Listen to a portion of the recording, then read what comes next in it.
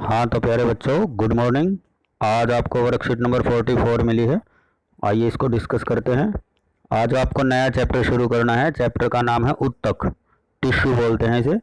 तो सबसे पहले आपको ये पता होना चाहिए कि टिश्यू होता क्या है, उत्तक किसे बोलते हैं।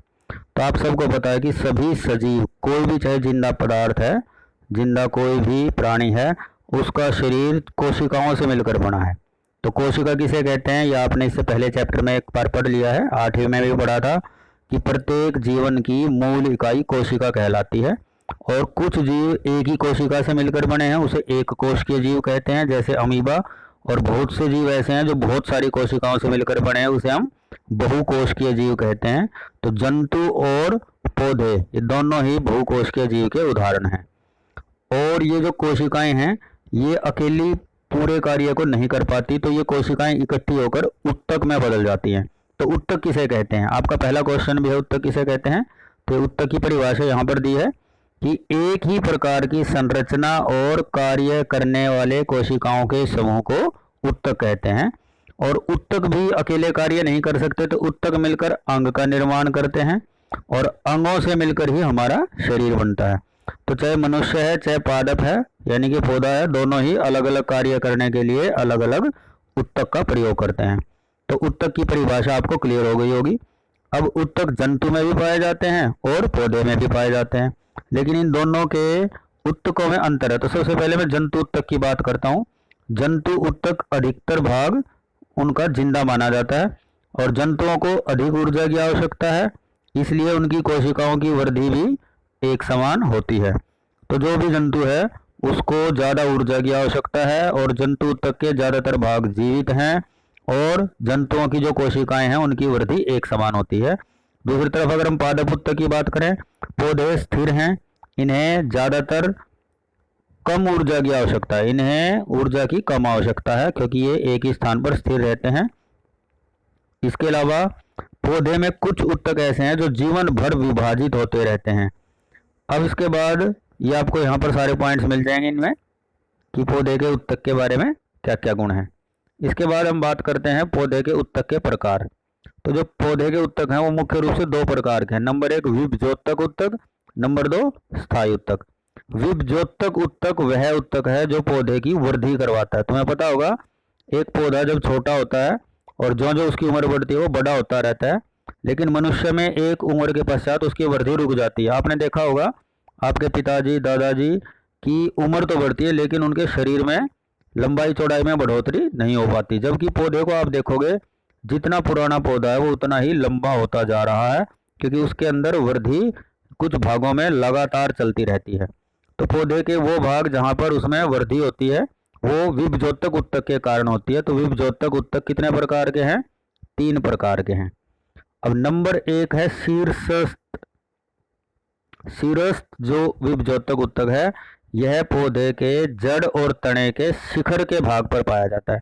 देखिए ये चित्र बनाया हमने, कोई पौधा है मान लीजिए, इस पौधे का जो ऊपरी भाग है तने का और नीचे जो इसकी जड़ें हैं, इन जड़ों का जो किनारे का भाग है, टिप है बिल्कुल, तो यहाँ पर जो उत्तक है वो विभज्योतक उत्तक है। और इसी के कारण पौधे की, अब इसमें कोशिका विभाजन होगा ऊपर वाले में, तो कोशिकाएं इसको बढ़ा के लंबाई को बढ़ाती रहेंगी, नीचे से इसकी जड़ की लंबाई बढ़ती रहेगी। तो विभज्योतक उत्तक पौधे की लंबाई में वृद्धि करता है। नंबर 2 है अंतर्विष्ट विभज्योतक।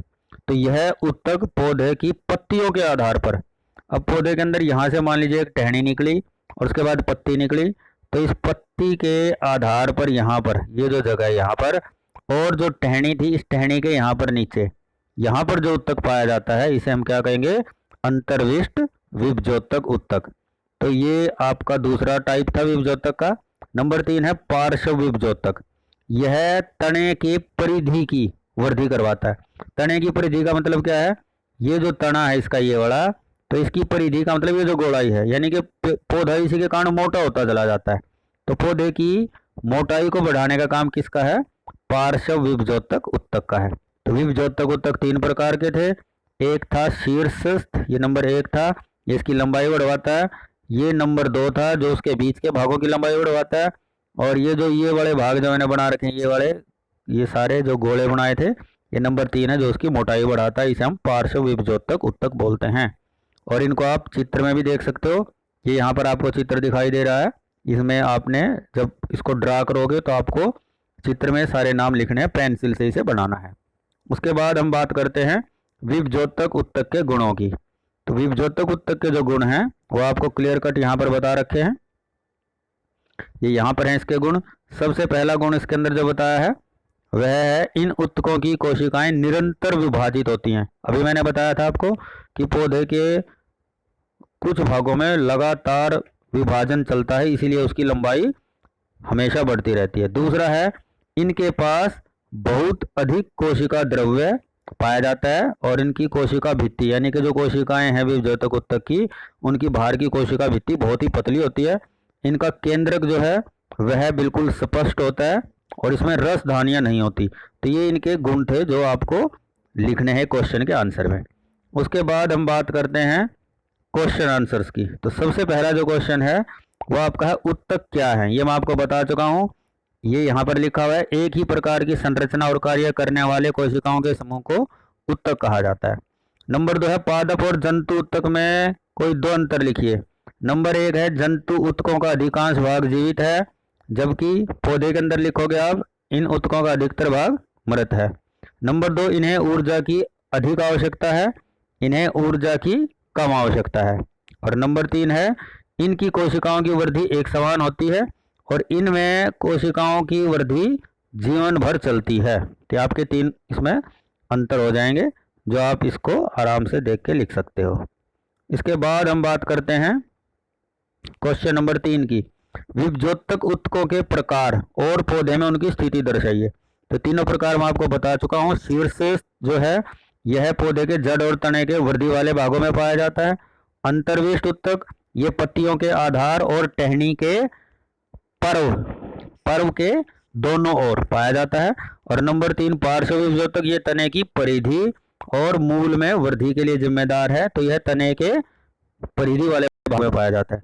और लास्ट जो आपका क्वेश्चन है विभज्योतक उत्तकों के कोई दो गुण बताइए, ये मैंने आपको दोनों बता दिए। नंबर 1 ये कोशिकाओं में निरंतर वृद्धि करवाते हैं, विभाजन करवाते हैं। और अगला है कि इनकी जो कोशिका है उसके अंदर बहुत अधिक कोशिका द्रव्य होता है और उसकी कोशिका भित्ति पतली होती है और उसका केंद्रक स्पष्ट होता है, इसमें रसदानियाँ नहीं होती। ये इसके सारे विभज्योतक उत्तक के गुण थे। तो आज आपको इतना ही करना है, आप इसको जाके कॉपी में याद करना है लिख के और साफ साफ काम को करना है।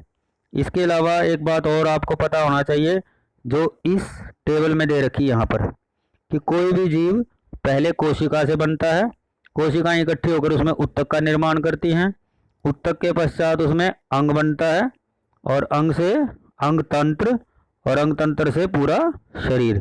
तो ये आपको यहाँ पर क्लियर ये दिख रहा है, ये हमारे जीव जगत में जो भी जंतु है उसके संगठन के बारे में बताया कि किस प्रकार वह बना है। कोशिका, फिर उत्तक, पहले कोशिका, फिर उत्तक, फिर अंग और फिर अंग तंत्र। तो ये आपने सारे नोट करने हैं अपने पेपर पे और इन सबको अच्छे से याद करके तब आपने इसको समझना है। कोई दिक्कत हो आप पूछ सकते हो फिर भी, और इसको साफ साफ करके भेजो ताकि आपकी अटेंडेंस लगाई जा सके। धन्यवाद।